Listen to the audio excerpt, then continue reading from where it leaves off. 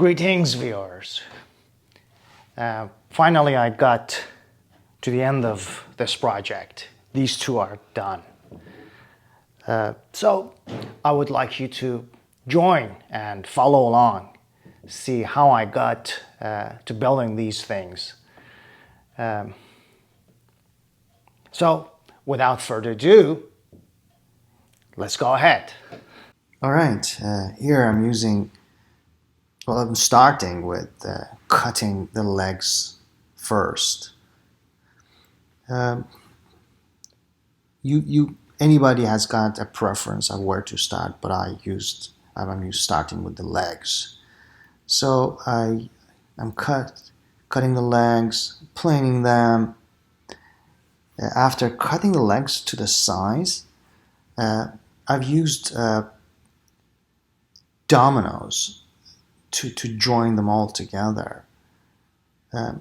It wasn't that hard with the dominoes. It doesn't need really that much of a hassle to get it all lined up and set up. Here I'm cutting the top. So after dry fitting all the legs, I am cutting the tops, which with the you see that stripe of Padauke. I added a little bit of detail to it. I just wanted the top to be a little bit different, not a plain pine. You see that I'm lining up the top because I want to use dominoes. So dominoes needs a reference point of where you're going to cut. I use the dominoes in this project, but I found that this is not the best. Since this one being a very small project and small top, I could have simply used glues and not the dominoes, because lining them up on a flat surface was a bit of work. It wasn't that simple. Lots of sanding to make it all flat. Maybe it was me, but for the shelves, which this project does have a shelf, I didn't use domino. I went ahead with a simple glue, which worked pretty well. I think domino in this project is an overkill, in my humble opinion. I'm not an expert, but so you can see after dry fitting all those things, the tables and the small stripe of like a Padauke, which I've used as a decorative extra added detail, I should say. I'm actually attaching it and gluing it all up together. Again, for next project, I probably am not going to use dominoes to have a flat surface, to make it a flat board. It does the job even with the glue. The tight bond glue is a fantastic glue. It does a phenomenal job. Here, this is the front face of the drawer.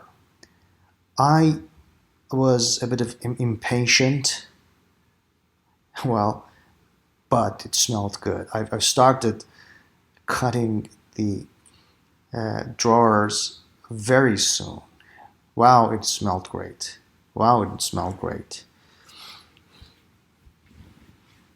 I should have not started building drawer actually before building the carcass. That was a mistake, which gave me a lot of grief to adjust, align, and set everything up. Because the drawer was ready, but the carcass also was simply dried fit, not glued up.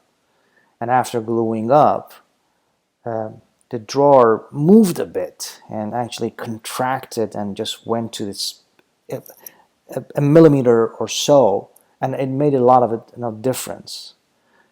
Anyhow, lesson learned. So here I'm actually drawing them, dry fitting, and then going ahead with gluing everything up together. Dominoes are easy, and it's a great joint, really. And I'm very happy with the results of using dominoes. Here, as you can see again, I've used this jig which I got from Amazon. I wanted to have a quick dovetail jig. It does the job. It needs a lot of adjusting. Actually, I'm not sure if it's me or if it's a jig, but it's not that simple to make it work. Next time I'm going to be using a hand cut dovetail for my next project. But it does the job after you get a hang of it. Again, this is me gluing up all the pieces together.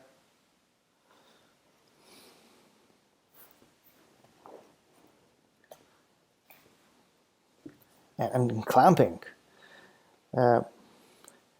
These parallel clamps are great, really, to make it work as square as possible. As you can see, since I do not have a joiner, this is a great technique to have your edge joins together seamlessly. I learned this technique from a fellow woodworker online, which I'm very grateful to come to know and learn this. For those of you who do not have a joiner, this is a fantastic technique to join. Really, it does the job. It's just a seamless technique. There you go. You see my shelf for this side table. I decided not to use the dominoes. Again, I thought this is going to be an overkill.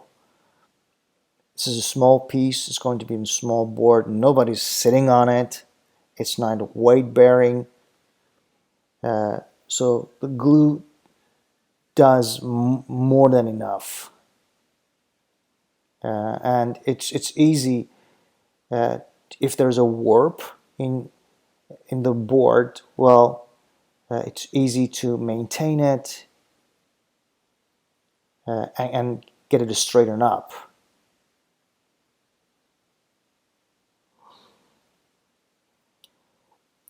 To attach the shelf to the carcass, I used pocket hole, as you can see. It's a great joint pocket hole, but personally I do not like it because for a delicate project, I wish I used a rabbet cut or some other joints. Because of the fact that it leaves behind lots of wounds and lots of cutting marks on the piece. Anyhow, I used it. I'm happy with it.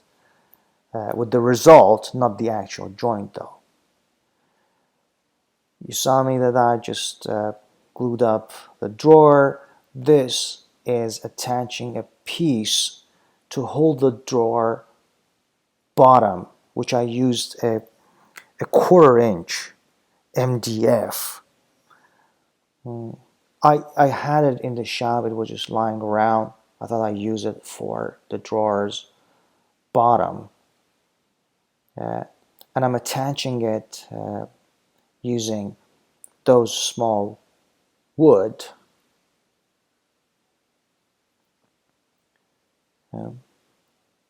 These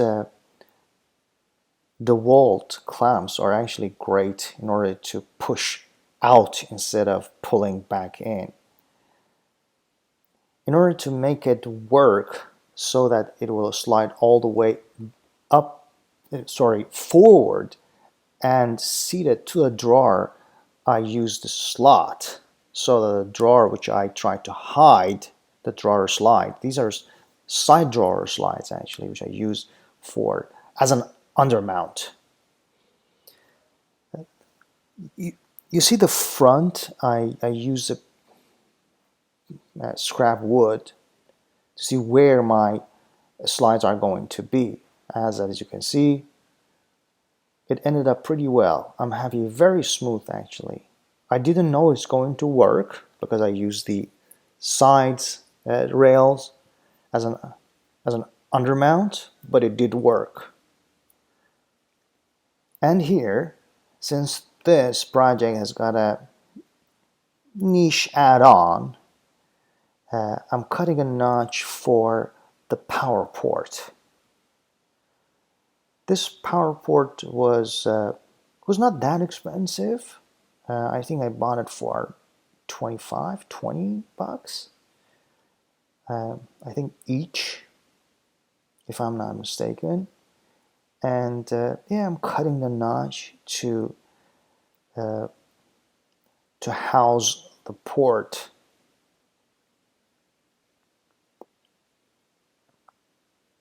It was simple cut, really. It didn't give me that much of a grief to line it up, and it got attached with 2 screws. But it's a good add-on, really, nowadays that we have so many gadgets. While we're going to sleep, we want our cell phones to get charged. So we can charge the cell phone and have the lights directly connected to your side table. This is going to be the top, so I thought I would just add the small details by adding this round bit router, so you can see. And there you go. It ended up pretty well. I'm happy with the small details that it has. It's a pleasant add-on, I guess. So I'm rotating it to show the camera that this is going to be the final result before me going to the hard work of sanding all up and preparing it for. Oh, here I forgot the part where I'm going to install the handle. I used the Craig jig to install the handles. Again, it's a pretty nice jig to have in the shop. It's not super hard to align your handles with the holes already built. You size up your drawer, the middle of the drawer, where you want your handles to be, and cut through those bores which are already inside the jig. And that's really simple. That was really simple and very quick. So here, as you can see, since I had already cut the sides of the table to house for that Z clamps. That place ended up to be very tight, so I had to improvise. But since using this flex extender, it did the job really well. I skipped showing you the sanding. So after sanding, here I'm staining, and I use many coats of water-based polyurethane to finish it up, and came up to be very pleasant smelling.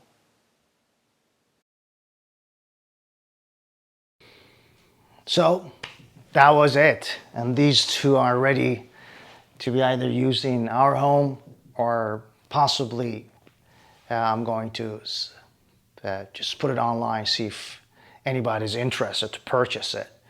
Otherwise, we are going to use it in the house. Thank you for watching. If you like this video, please just spread it out. Like it if you like, just give us a thumbs up if you found this useful. And hopefully I'm going to see you on the next project.